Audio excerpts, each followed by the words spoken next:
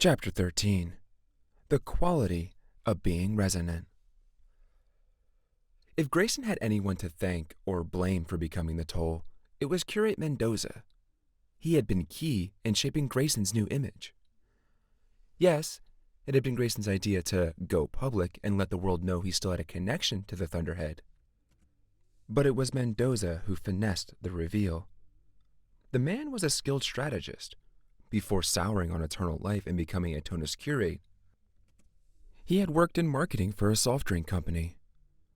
"I came up with the blue polar bear for Antarctic cool soda," he had once told Grayson. "There weren't even polar bears in Antarctica, much less blue ones. So, we engineered some. Now, you can't even think of Antarctica without thinking of their blue bears, can you?" There were many who thought that the Thunderhead was dead, that what the Tonus called the Great Resonance was the sound of it dying. Mendoza, however, offered an alternative explanation to the Tonists. "The Thunderhead has been visited by the resonant spirit," he posited. "The living tone has breathed life into what had once been artificial thought." It made sense if you looked at it through the lens of Tonus beliefs.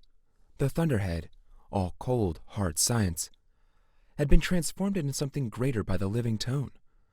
And, as such things often fell into groups of three, there needed to be a human element to complete the triad. And there he was, Grayson Tolliver, the one human being who spoke to the living thunder. Mendoza began by dropping rumors and key trigger points about the existence of a mythical figure who conversed with the Thunderhead. A Tonus prophet who was the link between the spiritual and the scientific. Grayson was dubious, but Mendoza was passionate and persuasive. "Imagine it, Grayson. The Thunderhead will speak through you, and in time, the world will hang on your every word. Isn't that what the Thunderhead wants? For you to be its voice in the world?" I don't exactly have a voice of thunder," Grayson pointed out. "You can whisper, and people will still hear thunder," Mendoza told him. "Trust me." Then, Mendoza set out to create a more organized hierarchy to the Tonus calling that might bring together the various divergent factions, which was easier with an individual to rally around. Mendoza, who had for many years led a quiet, unexamined life as the head of the monastery in Wichita, was now back in his element as a master of public relations and branding. The Toll was his new product, and there was nothing more exciting to him than the thrill of the sale, especially when it was a one-of-a-kind item in a global market. "All you need now is a title," Mendoza had told Grayson. "One that fits with Tonus beliefs, or at least can be made to fit." It was Grayson who came up with the Toll, and, as it was actually part of his last name, it almost felt preordained. He was rather proud of himself until people actually started calling him that. And to make it worse, Mendoza invented a pompous honorific, referring to him as "your seniority." Grayson actually had to ask the Thunderhead what it meant. From the Latin, sonritas, meaning the quality of being resonant. It told him, "It has a certain ring," which made Grayson groan. People took to it, and before long, everything was "Yes, your seniority," "No, your seniority," "How might I please you today, your seniority?" It all felt so strange. After all, he was no different than he had been. And yet, here he was poising at some sort of divine sage. Next, Mendoza arranged a dramatic spot for his audiences, only one supplicant at a time, because it kept him from being overexposed, and limiting access nurtured the growing mystique. Grayson tried to draw the line at formal ceremonial clothing that Mendoza had commissioned from some famous designer, but by then, the train had already left the station. "Throughout history, the most powerful religious figures have always had distinctive clothing, so why shouldn't you?" Mendoza argued. You need to look elevated and otherworldly, because in a way, you are. You are unique among human beings now, Grayson. You need to dress the part. This is all a little theatrical, don't you think? Grayson commented. Ah, but theater is the hallmark of ritual, and ritual is the touchstone of religion, Mendoza responded. Grayson thought the scapular that hung over his purple tunic, with all its embroidered waves, was a bit much, but no one was laughing. And when he first began giving formal audiences to people, he was shocked by how awestruck they were. The supplicants fell to their knees, speechless before him. They trembled just to be in his presence. It turned out that Mendoza was right. Looking the part sold it. And people bought it just as thoroughly as they bought blue polar bears.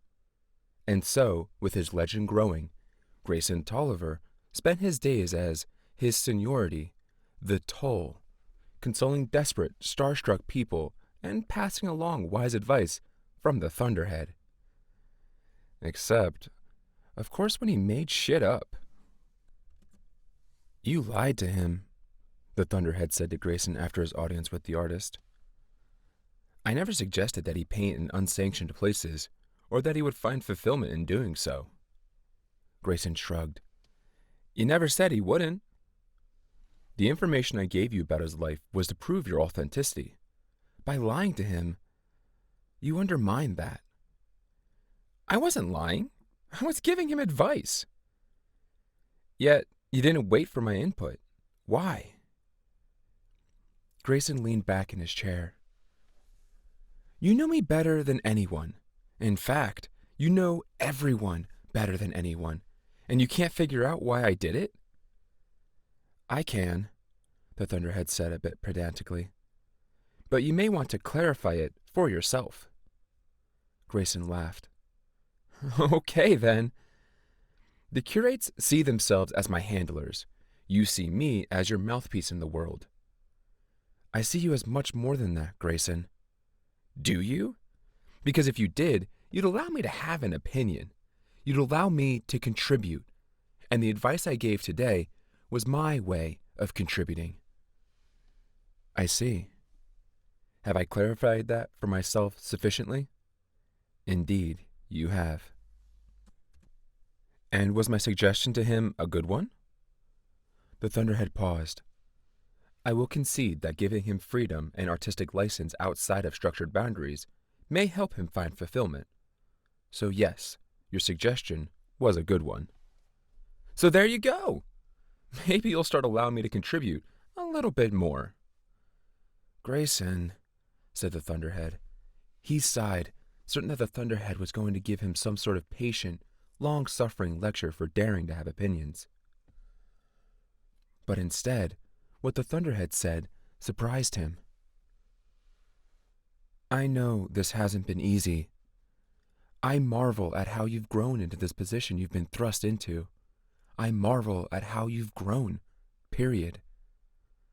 Choosing you could not have been a more correct choice. Grayson found himself moved. Thank you, Thunderhead. I'm not sure you realize the significance of what you've accomplished, Grayson. You have taken a cult that despised technology and have caused them to embrace it. To embrace me. The Tonists never hated you.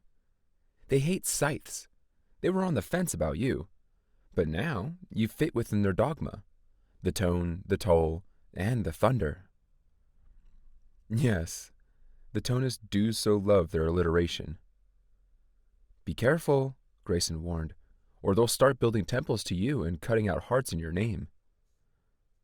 Grayson almost laughed imagining it. How frustrating it would be to make human sacrifices, only to have your sacrifices returned the next day with brand new hearts. There is power to their beliefs, the Thunderhead said. Yes, those beliefs could be dangerous if not properly directed and shaped. And so, we shall shape them. We shall mold the Tonists into the force that can benefit humanity. Are you sure that can be done? Grayson asked. I can say with 72.4% certainty that we can wield the Tonist toward a positive end. And what about the rest? There is a 19% chance that the Tonist will do nothing of any value, the Thunderhead told him, and an 8.6% chance that they will damage the world in an unpredictable way. The Toll's next audience was not a pleasant one.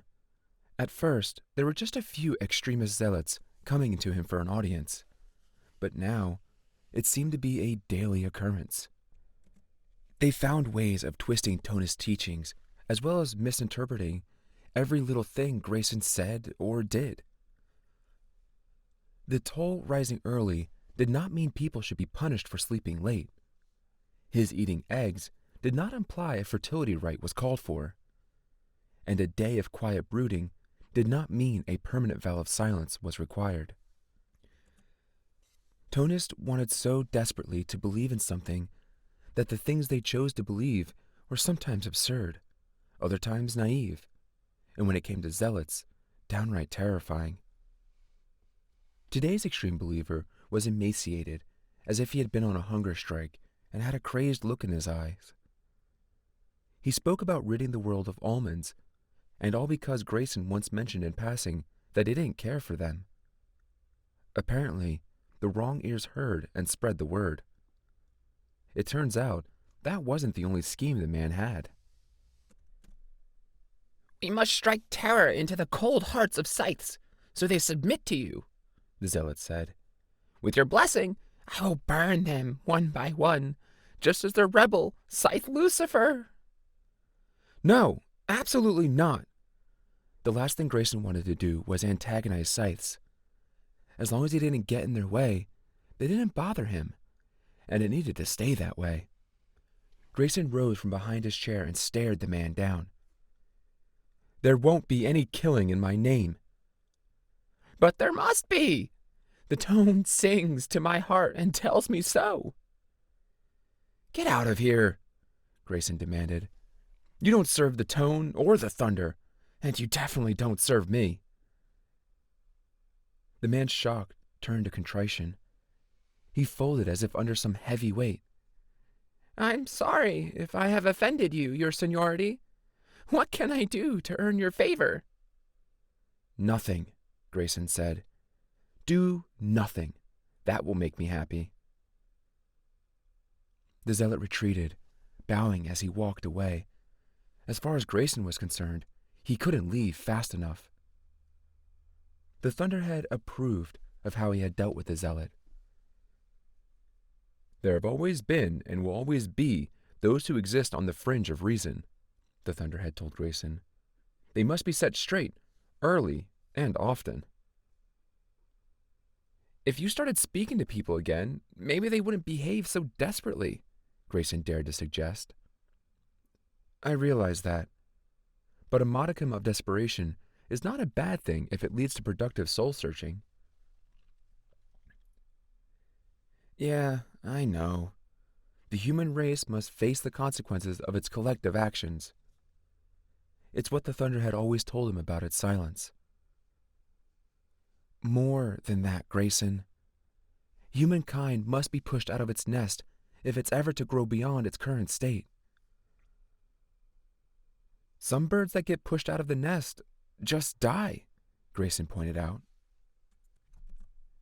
Yes, but for humankind, I have engineered a soft landing.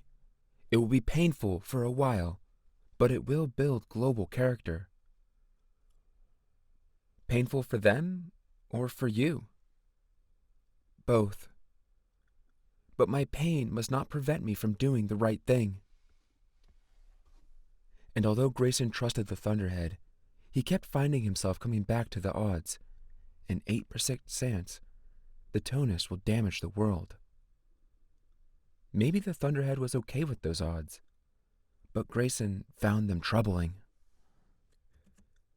After a full day of monotone audiences, mostly with devout Tonists who wanted simplistic answers about mundane matters, he was carried off by a nondescript speedboat that had been stripped of every comfortable amenity to make its extravagance feel suitably austere. It was flanked by two other boats, both of which bore burly Tonist armed with mortal age weapons to defend the toll should someone try to abduct him or end him while in transit. Grayson thought the precautions ridiculous. If there were any plots out there, the Thunderhead would thwart them, or at the very least warn him. Unless, of course, it wanted them to succeed, as it had the first time he was kidnapped. Still, after that first kidnapping, Mendoza was paranoid about it, so Grayson entertained his fears. The boat rounded the glorious southern tip of Lenape City and bounded its way up the Manchuck River, although many still called it the Hudson, toward his residence. Grayson sat below in the small cabin along with a nervous Tonus girl whose job it was to see whatever he might need during the journey. Each day, there was someone new. It was considered a high honor to ride with the toll to his residence, a reward bestowed upon the most devout, most righteous of Tonists. Usually, Grayson would try to break the ice with conversation, but it always ended up being stilted and awkward. He suspected that Mendoza was making a pathetic attempt at providing intimate companionship for the evening, because all the young Tonists who made the journey were attractive and roughly Grayson's age.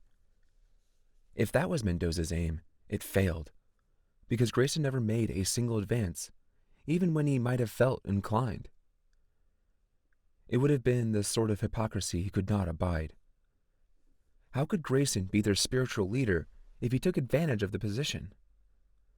All sorts of people were throwing themselves at him now, to the point that it was embarrassing. And although he shied away from the ones Mendoza put in his path, he did accept occasional companionship when he felt it was an abuse of power. His great attraction, however, was for women who were too unsavory for their own good. It was a taste he had developed after his brief time with Purity Viveros, a murderous girl who he had come to love. Things had not ended well. She was gleaned right before his eyes by Scythe Constantine. Grayson supposed seeking out others like her was in his way of mourning for her, but no one he found was anywhere near nasty enough. Historically, religious figures tend to be either oversexed or celibate, said Sister Astrid, a devout Tonist of the non-fanatical variety, who managed his daily schedule. If you can find your happy place in between, that's the best any holy man could ask for. Astrid were perhaps the only one among those who attended to him who he considered a friend, or at least could talk to like one. She was older, in her 30s, not old enough to be his mother, but perhaps an older sister or cousin, and she was never afraid to speak her mind. I believe in the tone, but I don't buy that what comes can't be avoided garbage. Anything can be avoided if you try hard enough. She had first come to him for an audience on what had to be the coldest day of the year, which was even colder under the arch. She was so miserable, she forgot what she was there to ask and spent the whole time cursing the weather, and the Thunderhead for not doing more about it. Then, she had pointed out the embroidered scapular that the toll wore over his tunic. Have you ever run that wave pattern through a sequencer to see what it spits out? She asked. Turned out his scapular was 7 seconds of a mortal age piece called Bridge Over Troubled Water, which made perfect sense, considering where the toll had his audiences. He immediately invited Astrid to be part of his inner circle, a reality check against all the crap he had to face on a daily basis. There were many days Grayson wished he was still lying low, unseen and unknown in his dark little room of the Wichita Monastery, a non-entity who had even had his name taken from him. But there was no turning back from his path now. The Thunderhead could read all of Grayson's physiology. It knew when his heart rate was elevated. It knew when he was feeling stress or anxiety or joy, and when it slept. It knew when he was dreaming. It could not access his dreams, though. Even though everyone's waking memories were uploaded to the backbrain on a minute-by-minute basis, dreams were not included. It was discovered early on that when someone needed their brain restored, either a splatter or someone who had suffered brain injury in some other way, dreams became a problem. For when their memories were returned to them, they had trouble differentiating what was real from what was the product of dreams. So now, when one's mind was handed back to them in revival centers, they had every memory, except for the memories of dreams. No one complained, for how could you miss something that you no longer remembered you had? And so, the Thunderhead had no idea what adventures and dramas Grayson experienced in his sleep, unless he chose to confide them once he awoke. But Grayson was not one to talk much about his dreams, and it would have been too forward of the Thunderhead to ask. It did enjoy watching Grayson sleep, though, and imagining what strange things he might be experiencing in that deep place that lacked logic and coherence, where humans struggled to find glorious shapes in eternal clouds. Even while the Thunderhead was taking care of 1,000,000 different tasks around the world, it still isolated enough of his consciousness to watch Grayson sleep, to feel the vibrations of his stirring, to hear his gentle breathing, and sense how each breath, ever so lightly, increased the humidity in the room. It gave the Thunderhead peace. It gave it comfort. It was glad Grayson never ordered the Thunderhead to turn off its cameras in his private suite. He had every right to request privacy, and if asked, the Thunderhead would have to oblige. Of course, Grayson knew he was being watched. It was common knowledge that the Thunderhead was, at all times, conscious of everything its sensors were experiencing, including its cameras. But that it devoted such a large portion of its attention to the sensory devices in Grayson's corners was a fact it did not flaunt. For if the Thunderhead brought it to Grayson's attention, he might tell it to stop. Over the years, the Thunderhead had witnessed millions of people in each other's arms, embracing as they slept. The Thunderhead had no arms to embrace. Even so, it could feel the beat of Grayson's heart and the precise temperature of his body as if it were right beside him. To lose that would be cause of immeasurable sorrow. And so, night after night, the Thunderhead silently monitored Grayson in every way it could, because monitoring was the closest it could come to embracing. As High Blade of Mid-America and Overblade of the North American continent, I would personally like to thank the Amazonian Scythedom for retrieving the lost Scythe gems and dividing them equally among the regions of the world. While the 4 other North American regions under my jurisdictions have expressed an interest in receiving their share of the diamonds, Mid-America declines. Instead, I would ask that the Mid-American diamonds be shared by those regions who feel unfairly slighted by Amazonian's unilateral decision to completely ignore regional size when appropriating shares of the diamond. May the Mid-American diamonds be my gift to the world, with the hope that they will be graciously received in the spirit of generosity with which they were given. His Excellency, Robert Goddard, Overblade of North America, August 5th, Year of the Cobra.